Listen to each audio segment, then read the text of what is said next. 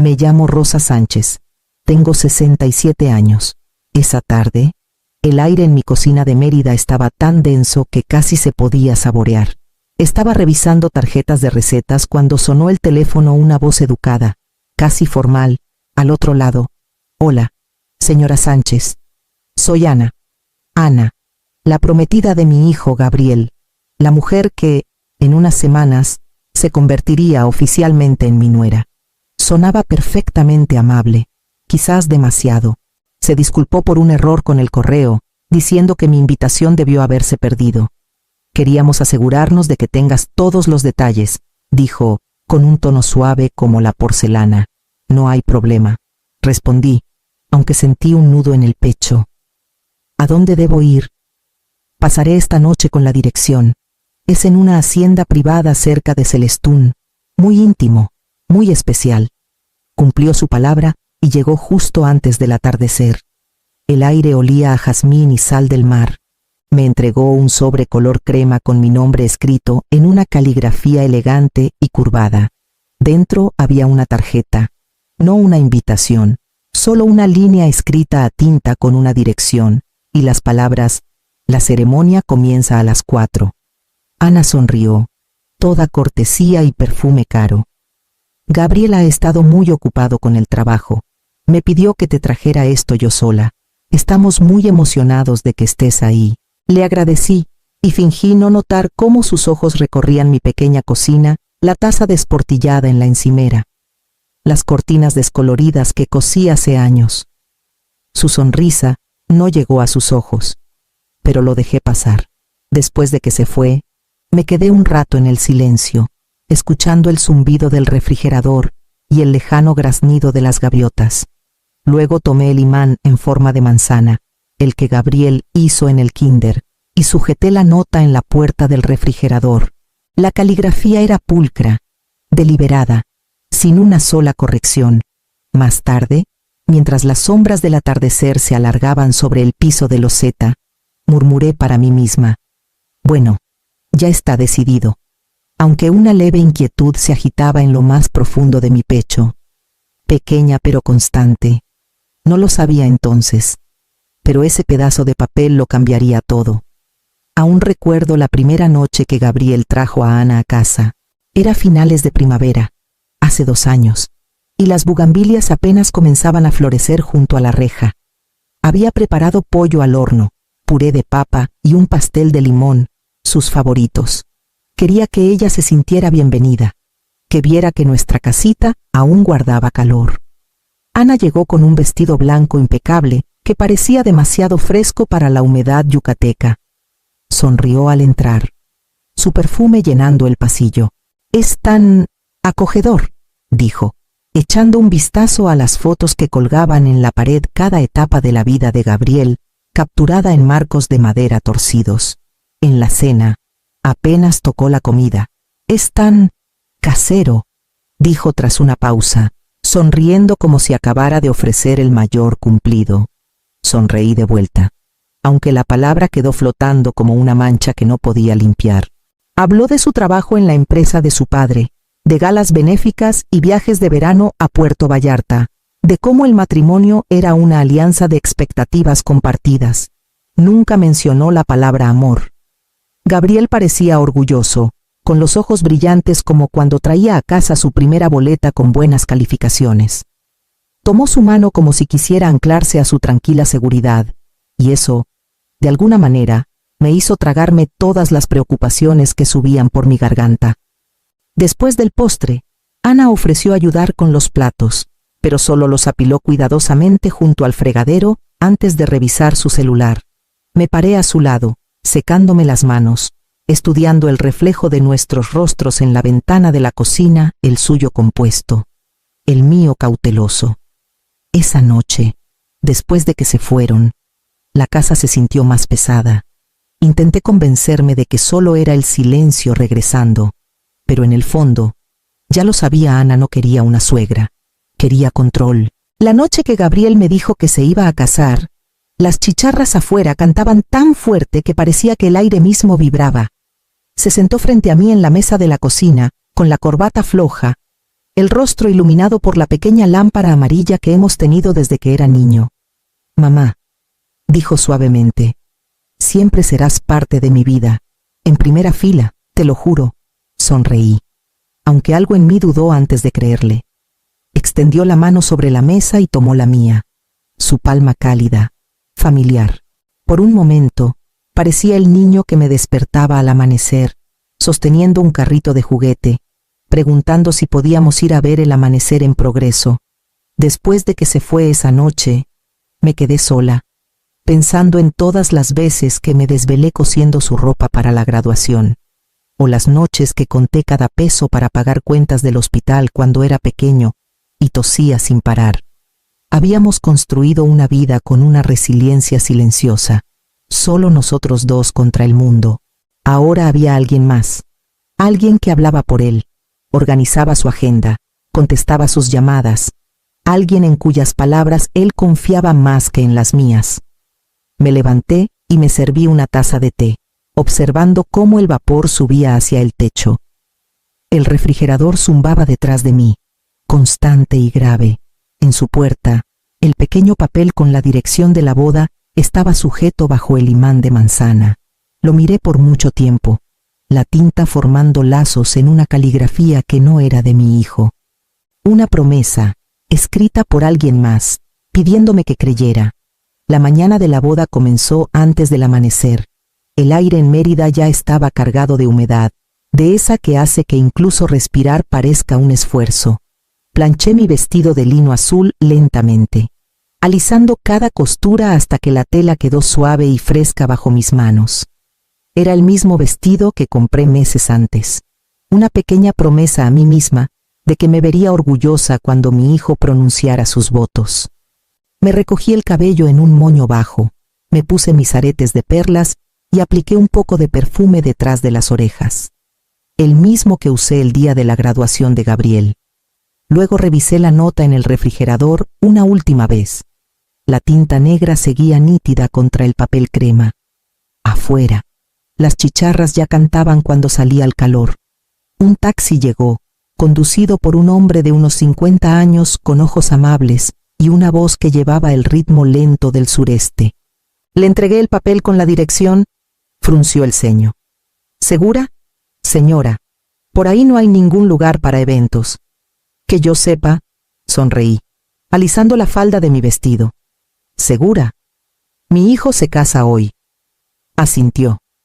Se tocó la gorra y arrancó el coche. Mientras conducíamos, la ciudad se desvanecía en extensiones de humedales y pastos altos.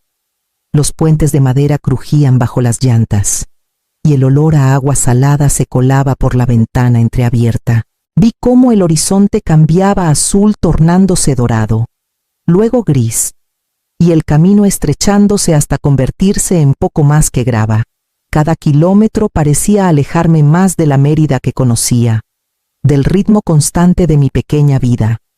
Aún así, sostenía ese papel doblado como si fuera un mapa hacia la felicidad misma. Llevábamos casi una hora manejando cuando el pavimento comenzó a deshacerse bajo las llantas. Los humedales se espesaron en grupos de manglares, sus raíces retorcidas como dedos en el lodo. El conductor me miró por el retrovisor, dudando. Señora, dijo, reduciendo la velocidad. Creo que nos pasamos. Afuera. No había nada, ni música, ni autos. Solo el viento moviendo los pastos altos y el lejano llamado de las gaviotas más allá de los árboles. El olor a sal impregnaba el aire, punzante y familiar. ¿Podrías revisar de nuevo?, pregunté, con una voz demasiado calma para ocultar el temblor. Asintió. Se detuvo junto a un parche de carrizos y sacó un pequeño mapa del camino de su guantera. No hay ninguna hacienda por aquí, señora. Solo humedales y muelles abandonados. Saqué mi celular, con las manos temblando, sin señal. Lo levanté más. Me incliné hacia la ventana. Lo intenté de nuevo. Nada. Llamé a Gabriel una vez, luego otra. Mi voz resonando en la línea vacía. Buzón de voz. Un silencio pesado llenó el coche. La verdad llegó calladamente, como si hubiera estado sentada a mi lado todo el tiempo. Miré el papel doblado en mi regazo. la elegante caligrafía que me había guiado hasta aquí. Me mintió, susurré. El conductor escuchó, pero no dijo nada. Después de un momento, carraspeó suavemente. ¿Quiere que regresemos a la ciudad? Tal vez parar en algún lado para preguntar. Asentí. Mi voz se atoró en la garganta. Sí, por favor. Condujo con cuidado, las llantas crujiendo sobre la grava. Mi reflejo en la ventana parecía el de una extraña cabello recogido con demasiada pulcritud, lápiz labial desvaneciéndose, ojos enrojecidos. Cuando llegamos al borde de la ciudad, señaló una pequeña iglesia blanca en una colina. Esa es San Pedro. Tal vez ahí se reúnen los invitados antes de la ceremonia. Me aferré a esa chispa de esperanza como si fuera aire. Vamos a intentarlo. La iglesia estaba silenciosa, con las puertas abiertas a la brisa. Salí del taxi, el calor pegándose a mi vestido, y entré. Un sacerdote estaba cerca del altar, acomodando libros de himnos. Disculpe, dije, mi voz apenas un susurro.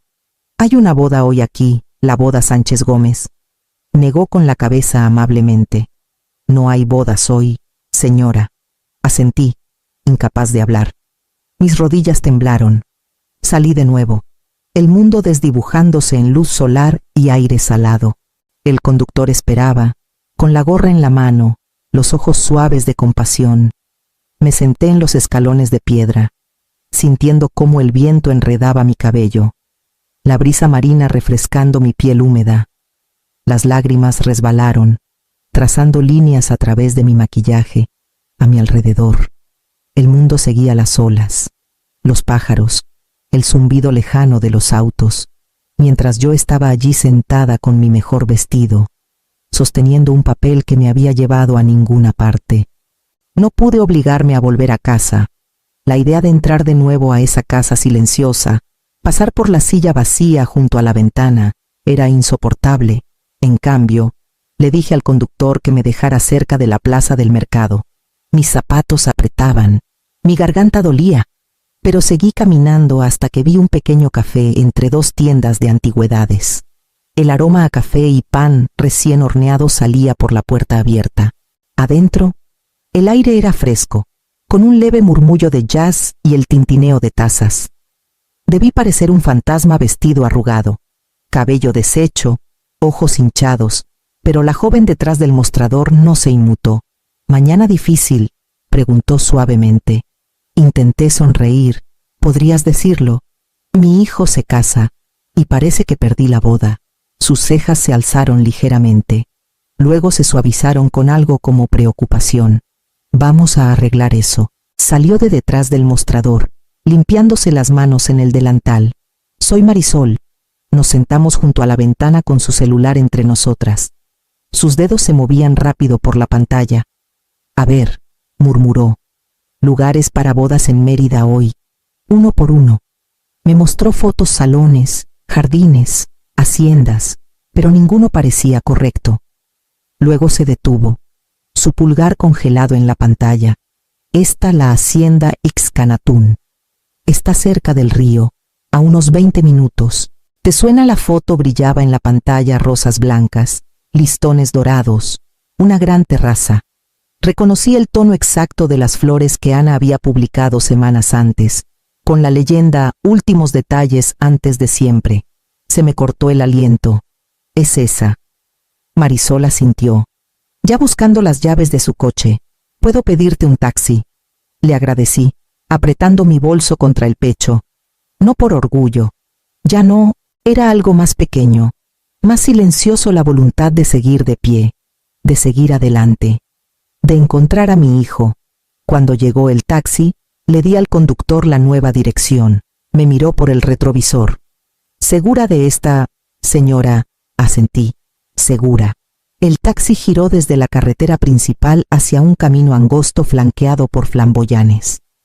Por la ventana, vi destellos de autos estacionados en filas ordenadas, listones blancos ondeando en sus espejos. El murmullo de la música flotaba débilmente en el aire, el sonido de una celebración, de todo lo que se suponía que yo debía ser parte. Entonces lo vi, una reja de hierro alta, su arco envuelto en rosas blancas y seda dorada. Más allá, una gran casa brillaba bajo el sol de la tarde, sus ventanas reluciendo con movimiento y luz. El taxi se detuvo. Mis manos temblaban mientras pagaba al conductor y salía. La grava crujía bajo mis zapatos al acercarme a la reja. Un hombre con traje oscuro custodiaba la entrada. «Evento privado», dijo, levantando una mano. Intenté estabilizar mi voz. «No hay problema. Soy la madre del novio». Dudó, sus ojos recorriendo mi rostro, mi vestido, el papel que sostenía. «¿Tiene invitación, señora?» Abrí mi bolso, buscando torpemente la nota doblada. «Esta es la dirección que me dieron». La miró, frunciendo el ceño. Antes de que pudiera hablar, una risa resonó desde el otro lado de la reja. 3 hombres aparecieron, vestidos con trajes grises idénticos. Mi aliento se detuvo. Gabriel estaba en el centro, con la corbata ligeramente torcida, su sonrisa brillante, mi niño. Ahora hombre, guapo, en el día de su boda. Se quedó paralizado cuando sus ojos se encontraron con los míos. «Mamá», me acerqué, con la voz temblando. «Gabriel». Ana me dio una dirección equivocada. El color se desvaneció de su rostro. Caminó hacia la reja y tomó el papel de mi mano. Sus ojos lo recorrieron, 1, 2 veces. Las risas detrás de él se apagaron. «No puede ser», dijo en voz baja. «He estado buscándote toda la mañana», susurré. Pensé que lo había perdido todo. Me miró, realmente me miró, y algo cambió en su expresión. Luego respiró hondo, apretando la mandíbula. «Espera aquí». Se dio la vuelta y cruzó la reja, su figura tragada por la luz del sol y los murmullos. Me quedé afuera, con las rosas balanceándose sobre mí, el agua brillando más allá de la casa. La música se detuvo. Todo lo que podía escuchar era el leve susurro de las hojas y el latido irregular de mi propio corazón. Desde donde estaba, justo afuera de la reja, podía escuchar los sonidos débiles de un mundo al que ya no pertenecía, risas que se volvían inquietas, el murmullo de los invitados susurrando entre sí. Luego la música cesó. Las voces se alzaron bruscamente y, de repente, cayeron en silencio. Esperé. La luz del sol se atenuó detrás de los árboles, y las rosas que enmarcaban la reja parecían marchitarse en el calor. Mis manos temblaban, aún sosteniendo mi bolso. Pensé en los años que trabajé turnos dobles para mantener a Gabriel en la escuela, las noches que me dormí corrigiendo exámenes con su cabeza en mi hombro, y recé para que regresara por esa reja creyéndome. Cuando finalmente apareció, estaba solo. El brillo de antes había desaparecido de su rostro. Su corbata colgaba suelta, su expresión indescifrable. Se detuvo a unos pasos, la reja aún entre nosotros. «Mamá», dijo en voz baja, «por favor, regresa a casa. Fue un malentendido. Iré después». Por un momento, no pude moverme. El aire entre nosotros se espesó con todo lo que no se dijo. Mi voz tembló. «¿Le crees a ella?» Desvió la mirada, con los ojos fijos en la grava. «No vale la pena arruinar este día». Respiré lentamente, intentando calmar el temblor en mis manos. «Entonces ya lo arruinaste». Se estremeció, casi imperceptiblemente, pero no dijo nada. El silencio entre nosotros creció hasta volverse algo imposible de cruzar. Lo miré una última vez, no al hombre de traje, sino al niño que corría hacia mí con tenis embarrados, el que una vez prometió que nunca dejaría que nadie me hiciera sentir pequeña.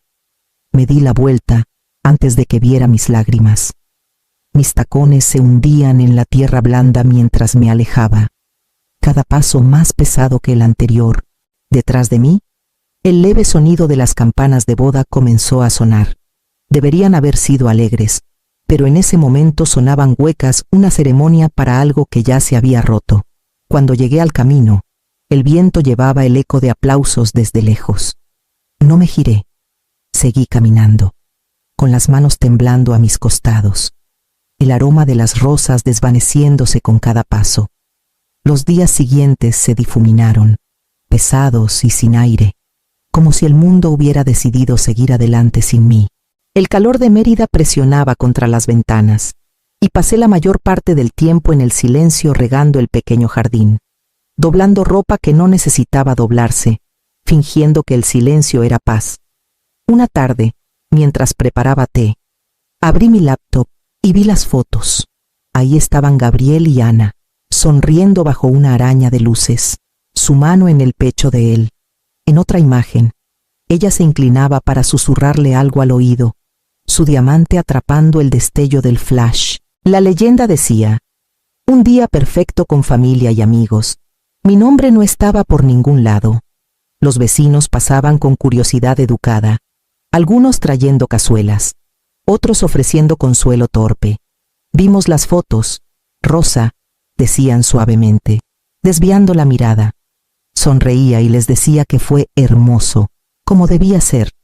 Luego cerraba la puerta y exhalaba la mentira. Pasaron semanas antes de que Gabriel viniera. Era un domingo por la noche, el aire cargado con el olor a lluvia. Se paró en la entrada, con los hombros tensos, sin corbata, los ojos sombreados. «Mamá», dijo en voz baja, «por favor, no te aferres a esto. Ella jura que fue un accidente». Lo miré por mucho tiempo, estudiando al niño que crié convertido en este hombre inquieto. Luego dije, con calma: «Entonces es mejor mentirosa de lo que yo jamás fui tonta». Se estremeció, pero no dijo nada. Por un momento, pensé que podría alcanzarme, como solía hacer, más por hábito que por cariño, pero no lo hizo.